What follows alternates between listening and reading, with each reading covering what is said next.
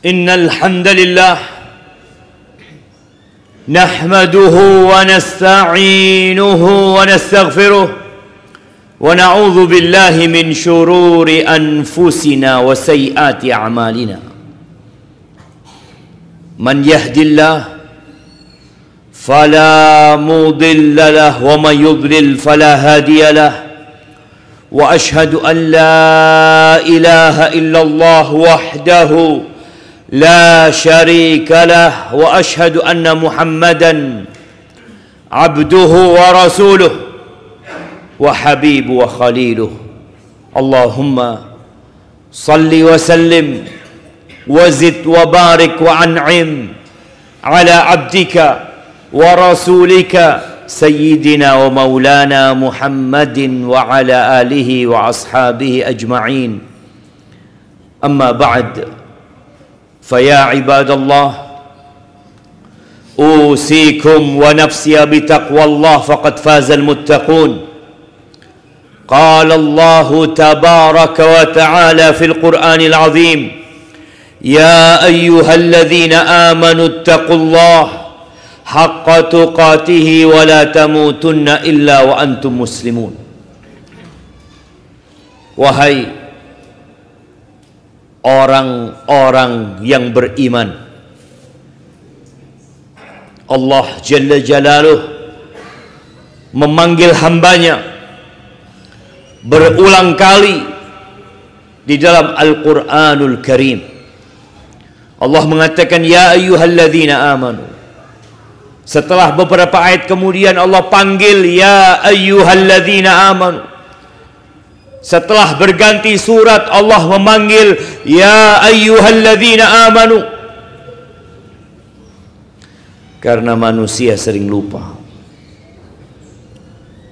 Kesibukan dia dengan dunia, kesibukan dia dengan keluarga, terkadang membuat dia lupa dengan kenapa dia diciptakan dan untuk apa dia diadakan.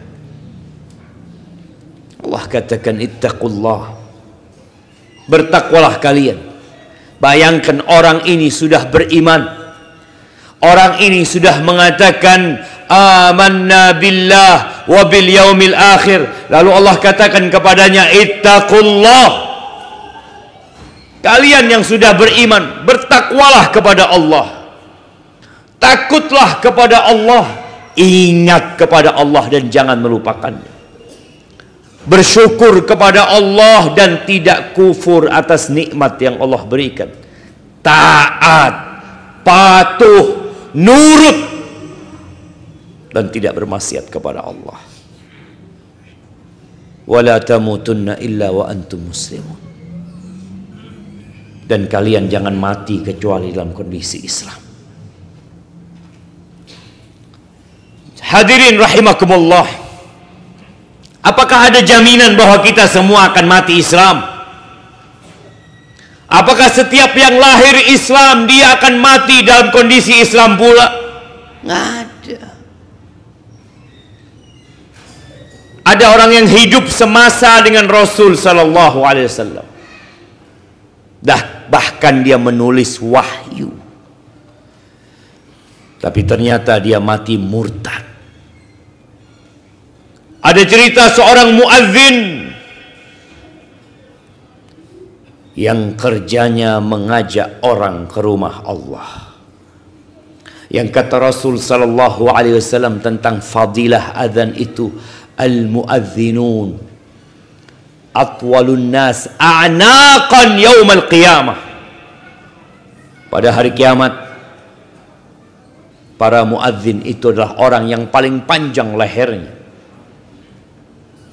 Dia dapat menikmatin apa yang tidak dinikmatin orang lain. Dia dapat melihat apa yang tidak dilihat oleh yang lainnya. Allah berikan fadilah kepada dia. Tapi ternyata ada yang hidupnya selalu mengumandangkan ajakan untuk sholat, tapi mati meninggalkan sholat, bahkan mati meninggalkan Islam. Ahibati fillah, Di ayat yang lainnya Allah mengatakan, ya ayyuhalladzina amanu, wahai orang-orang yang beriman, udkhulu fis-silmi kaffah. Kalian masuklah ke dalam Islam ini secara kafah. Ya, kita lahir Islam, tapi sebagian kita tidak mengerti Islam itu apa. Oh, Jumatan, ya, dia hadir Jumatan sebagai bukti dia Islam. Islam ini agama.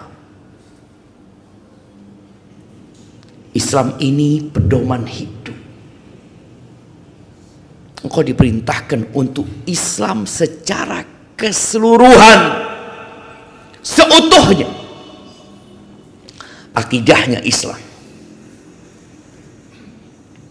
ibadahnya Islami, penampilannya Islami, dagangnya Islam, adabnya Islam, politiknya Islam, semuanya Islam.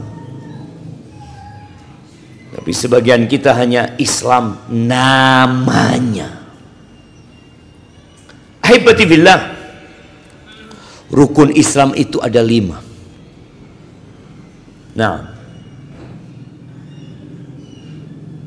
kita semua tahu, kita semua menghafalnya. Dulu kita diajarin waktu SD, bahkan TK pun sudah diajarin rukun Islam. Bunyal Islamu ala khamsin, kata Nabi SAW.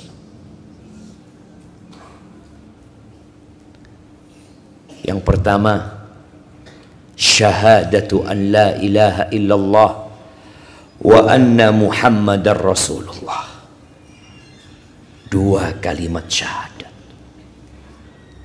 Engkau bersaksi bahwa tiada Tuhan yang berhak disembah kecuali hanya Allah saja, dan bahwasanya Muhammad sallallahu alaihi wasallam adalah utusan Allah. Ya, kita mengatakan itu. Tapi apakah cukup dengan ucapan? Tidak. Ada keyakinan yang harus tertanam di dalam jiwa. Kemudian ada bukti yang harus ditampakkan dengan raga kita. Maka yang kedua, wa iqamis shalah, mendirikan sholat.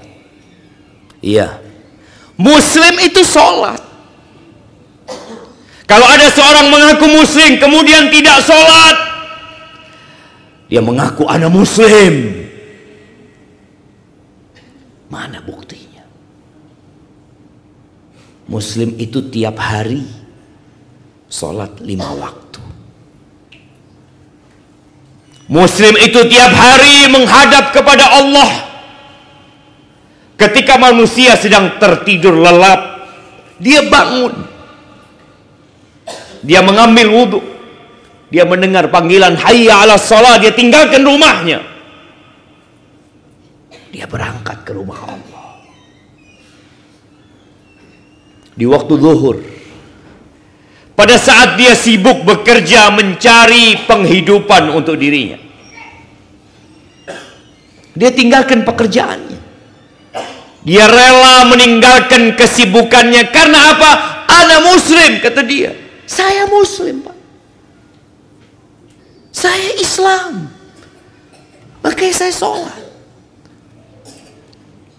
Selesai sholat duhur, tahu-tahu beberapa jam kemudian dipanggil lagi dia, hayya ala shalah. Kembali dia tinggalkan kesibukannya.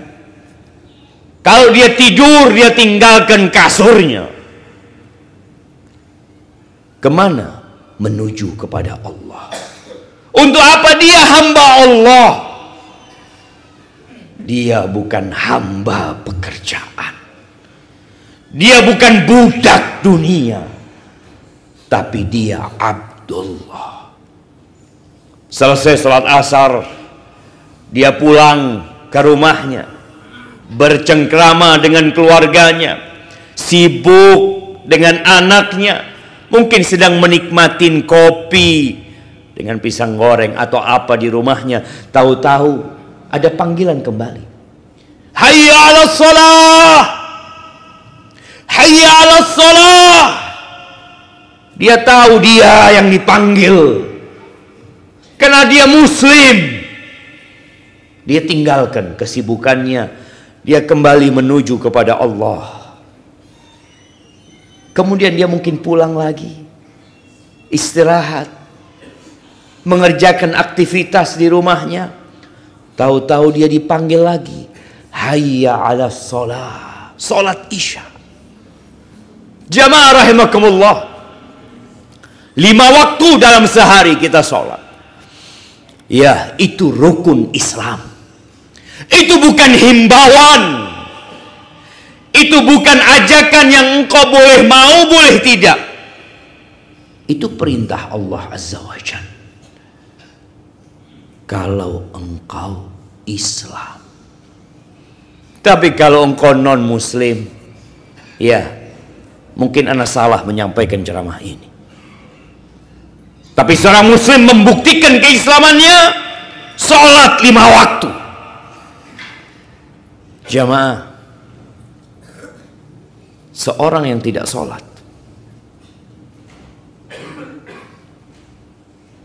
kata Nabi SAW, al-ahdu alladhi bainana wa bainahum as-salah faman tarakaha faqad kafar.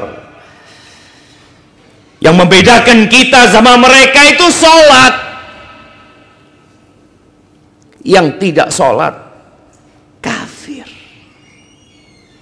Loh iya Ustaz, tapi kan ada khilaf di antara para ulama tentang orang yang tidak sholat. Ya, apakah kekafiran ini keluar dari Islam atau tidak? Sehingga seorang muslim yang tidak sholat mati, diragukan keislamannya. Ada khilaf di antara para ulama, iya. Pendapat sebagian salafus saleh, di antaranya Imam Ahmad bin Hanbal, mengatakan orang yang mengaku Islam kemudian mati tidak pernah sholat, jangan disolati, jangan dibawa ke masjid. Dia hidup nggak pernah ke masjid, mati kok bawa ke masjid.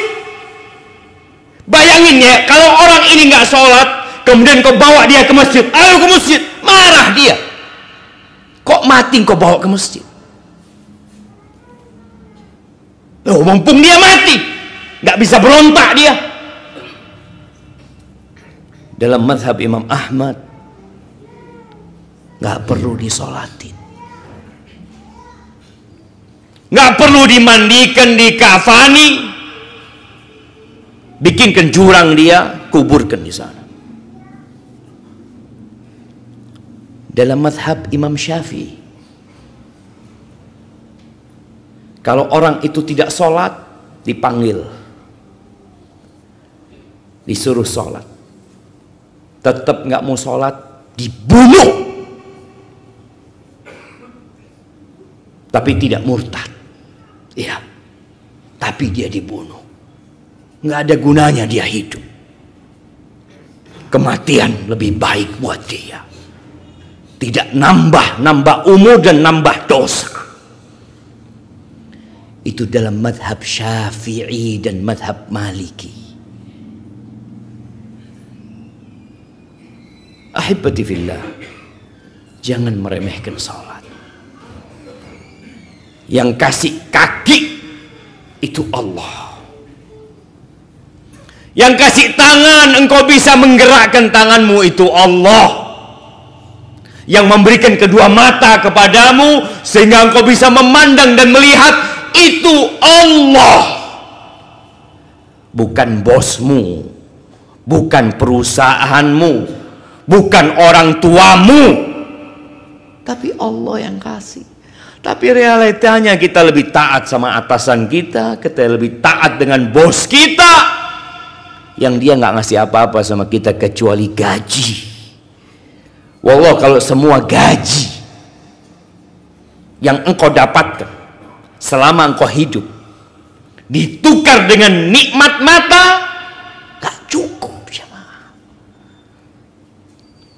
Maka ingat dengan rukun Islam yang kedua ini. Kalau engkau Islam. Yang ketiga, wa ita'iz zakah. Tunaikan zakat. Ini untuk orang-orang yang mampu. Untuk orang-orang yang punya harta. Kalau salat hablum minallah yang harus dijaga. Kalau zakat ini hablum minan nas yang Allah perintahkan agar kita menjaganya. Sudahkah engkau mengeluarkan zakat? Atau engkau nggak tahu tentang zakat? Sebagian muslim berpikir zakat itu ya zakat fitrah yang dikeluarkan ketika Ramadan, mau Idul Fitri dikeluarkan selesai. Jamaah, ada zakat yang berkaitan dengan harta yang kita miliki, yang harus dikeluarkan ketika sampai nisabnya. Sampai nisabnya, apa itu nisab? Kita nggak tahu. Sampai haulnya, apa itu haul? Bagaimana engkau akan mengeluarkan zakat sedangkan kau tidak tahu kewajiban zakat? Berapa banyak orang-orang berduit yang merasa nyaman hidupnya. Saya sudah bantu orang miskin. Ada yang wajib dan ada yang sunnah. Selesaikan dulu yang wajib. Ini rukun Islam. Jamaah, harta yang kau kumpulkan akan kau tinggalkan. Kenapa dengan kewajiban yang seharusnya engkau keluarkan engkau tidak lakukan? Engkau beli mobil, kalau bangun rumah, tapi yang wajib, emangnya wajib beli mobil? Emangnya wajib punya rumah? Engkau wajib bayar zakat.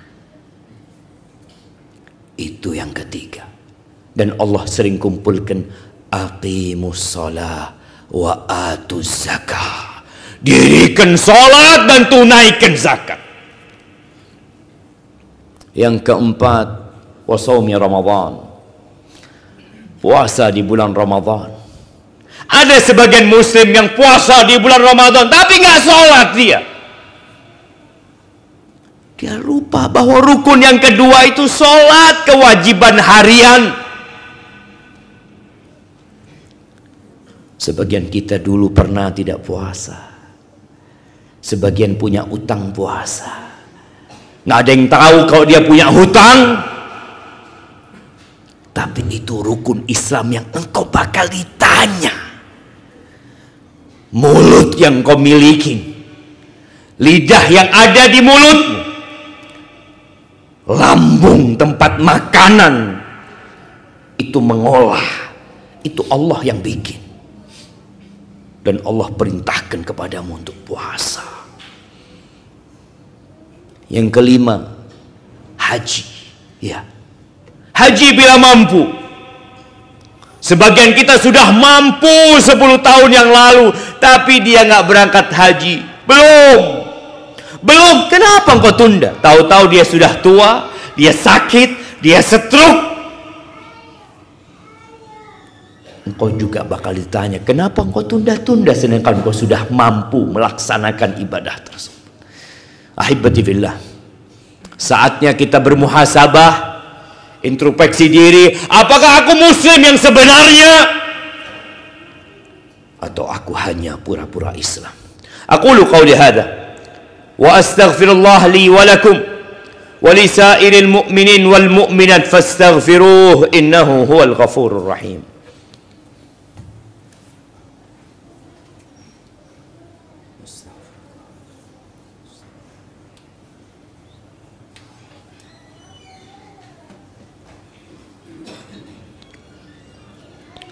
Alhamdulillahi wa kafa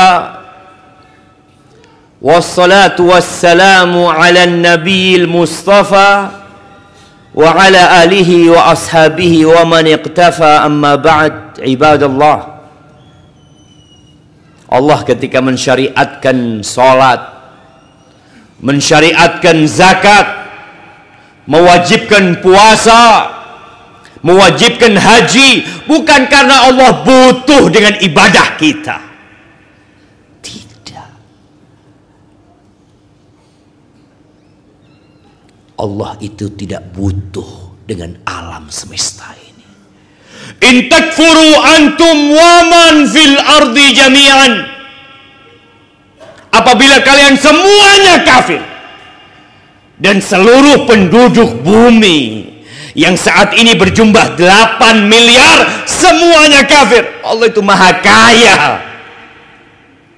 Allah berikan kebebasan kepada manusia. Faman syaa falyu'min wa man syaa falyakfur. Yang mau beriman silakan, yang mau kafir monggo.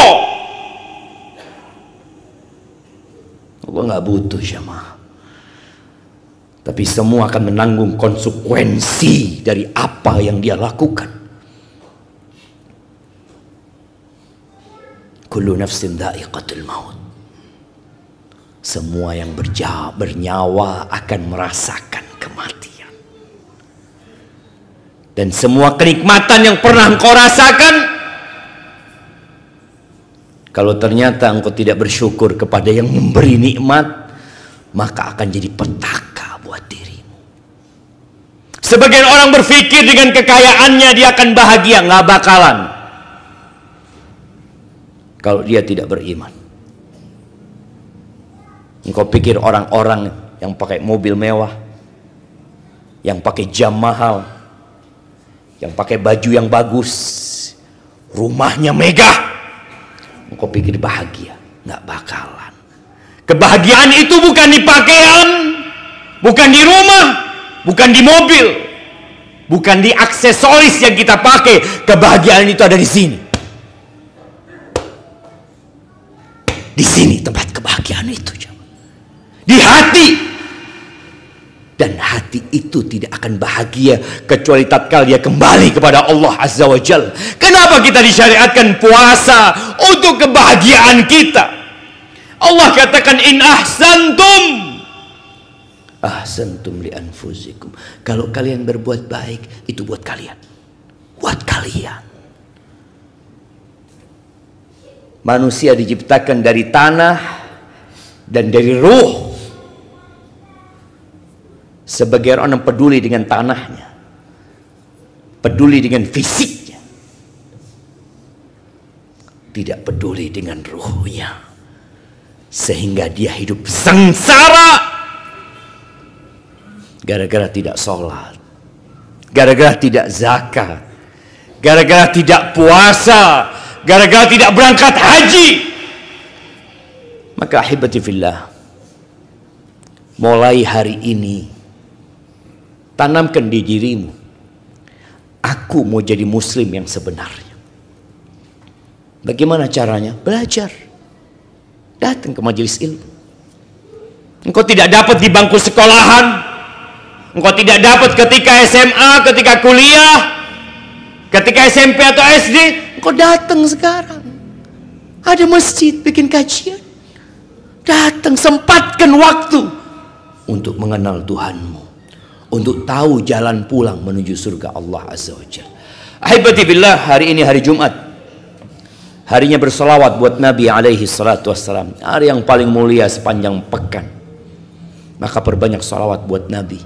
Innallaha wa malaikatahu yusalluna 'alan nabi ya ayyuhalladzina amanu sallu 'alaihi wa sallimu taslima. Allahumma salli wa sallim wa zid wa barik wa an'im 'ala 'abdika wa rasulika sayyidina wa maulana Muhammadin. Allahumma ighfir lil mu'minina wal mu'minat wal muslimina wal muslimat al ahya minhum wal amwat innaka sami'un qaribun mujibud da'awat. Allahumma taqabbal minna innaka antas sami'ul alim wa tub alaina innaka antat tawwabur rahim. Rabbana walli 'alal muslimina khiyarahum. اللهم ربنا ولي على المسلمين خيارهم. اللهم ربنا ولي على المسلمين خيارهم. ربنا ظلمنا أنفسنا وإن لم تغفر لنا وترحمنا لنكونن من الخاسرين. ربنا آتنا في الدنيا حسنة wa fil akhirati hasanah wa qina adzabannar. Wa subhana rabbika rabbil izzati amma yasifun wa salamun alal mursalin walhamdulillahi rabbil alamin. Aqimis shalah.